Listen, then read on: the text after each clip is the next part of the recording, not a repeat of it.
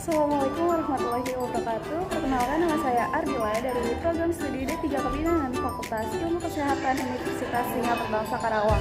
Di sini saya akan menjelaskan tentang gangguan depresi perinatal. Simak videonya. Gangguan depresi perinatal. Di saat ibu hamil menantikan kehadiran bayinya, entah kenapa aku merasa sedih terus-menerus sepanjang kehamilan. Apakah aku bisa merawat bayiku kelak dengan baik? Selamat ya ayah, bunda atas kelahiran bayinya.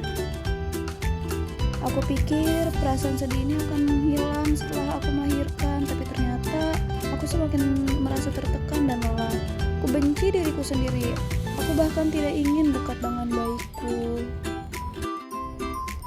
Kamu tidak sendirian, ada ibu di sini. Besok kita sama-sama konsultasi ke psikiater ya, Nak. Setelah dilakukan pemeriksaan, wawancara, dan observasi, ternyata ibu mengalami depresi perinatal. Apa itu depresi perinatal itu? Merupakan gangguan perasaan yang dialami ibu saat kehamilan dan setelah melahirkan, dan dapat berlangsung selama beberapa minggu sampai dengan 1 tahun setelah persalinan. Apa saja gejala dari depresi perinatal? Terdapat gejala utama dari depresi perinatal yang terdiri dari sedih, murung hampir setiap waktu, kehilangan minat dan kesenangan pada hampir seluruh kegiatan, serta tidak bertenaga, mudah lelah, dan aktivitas menurun. Serta gejala tambahan seperti gangguan pola makan, gangguan tidur, gelisah, lemah, kesulitan konsentrasi atau mengambil keputusan, kepercayaan atau harga diri menurun, rasa tak berguna atau putus asa atau rasa rendah, berpikir tentang kematian atau bunuh diri. Apa saja faktor risiko ibu mengalami depresi perinatal? Terdapat beberapa faktor risiko termasuk faktor biologi.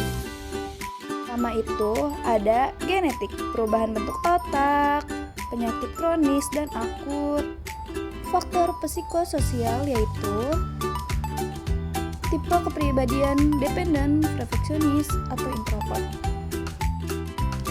Hubungan dengan orang lain termasuk keluarga yang tidak harmonis, kurangnya dukungan emosional, mengalami kejadian yang memicu stres, komplikasi medis saat persalinan, lalu dampak terhadap kesehatan. Pertama itu keguguran atau melahirkan sebelum waktunya, gizi buruk, stres berkelanjutan, peningkatan resiko gangguan jiwa lainnya, misal seperti depresi major dan ansietas. Kematian akibat penyakit terkait atau bunuh diri.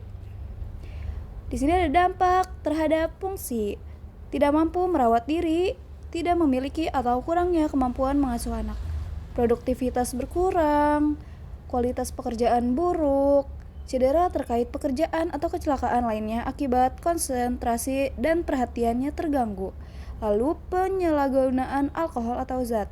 Dampak terhadap kehidupan sosial, sulit membangun ikatan dengan anak, hubungan dengan keluarga memburuk, kehilangan pekerjaan. Apa yang biasa ibu lakukan? Beristirahat yang cukup dan me time, mengonsumsi makanan sehat dan berolahraga ringan, berbicara dengan suami dan orang terdekat tentang apa yang dirasakan, menjalani konsultasi dengan psikoterapi dan psikolog klinis, rutin mengonsumsi obat-obatan yang diresepkan oleh psikiater, dan berhubungan di kelompok yang didukung, mencari bantuan dalam merawat bayi dan pekerjaan rumah tangga, menetapkan harapan yang realistis, menerima dan memaafkan diri sendiri. Lalu berhenti membandingkan diri sendiri dengan ibu yang lainnya, dan berdoa. Nah, selanjutnya apa yang harus kita lakukan nih teman-teman untuk membantu ibu agar tidak stres dalam menghadapi masa nifas ini? Menghadapi keluhan ibu dengan serius, mengajukan pertanyaan terbuka, meminta ibu untuk bercerita tentang pikiran dan perasaannya, menyimak pembicaraannya juga, menenteramkan ibu bahwa kondisi yang dialami ibu bisa dipulihkan dengan alami juga oleh beberapa ibu lainnya. Mendorong ibu untuk mengkonsumsi makanan yang bergizi, Lalu juga memastikan ibu dapat mengkonsumsi air bersih dalam jumlah yang cukup, memberi kesempatan ibu untuk tidur dan istirahat yang cukup, mendorong ibu untuk melakukan aktivitas yang membuatnya rileks. Selanjutnya, membantu menyelesaikan pekerjaan rumah tangga dan mengasuh bayi, membuat lingkungan rumah senyaman mungkin, mendukung ibu untuk mencari bantuan dari tenaga kesehatan profesional untuk mengatasi gangguan jiwa yang dialaminya. Nah, selanjutnya, hal apa yang harus dihindari? Bersikap tidak percaya diri atau menyaksikan keluhan yang diungkapkan oleh ibu. Menghakimi perasaan dan perilaku ibu, mengabaikan keluhan ibu, membuat ibu melakukan pekerjaan yang berat, melakukan kekerasan verbal maupun fisik pada ibu yang sedang tidak mampu mengurus diri maupun bayinya. Bicara yuk! Ibu tidak sendirian. Dengan penanganan medis dan dukungan yang tepat, ibu bisa pulih dari depresi perinatal.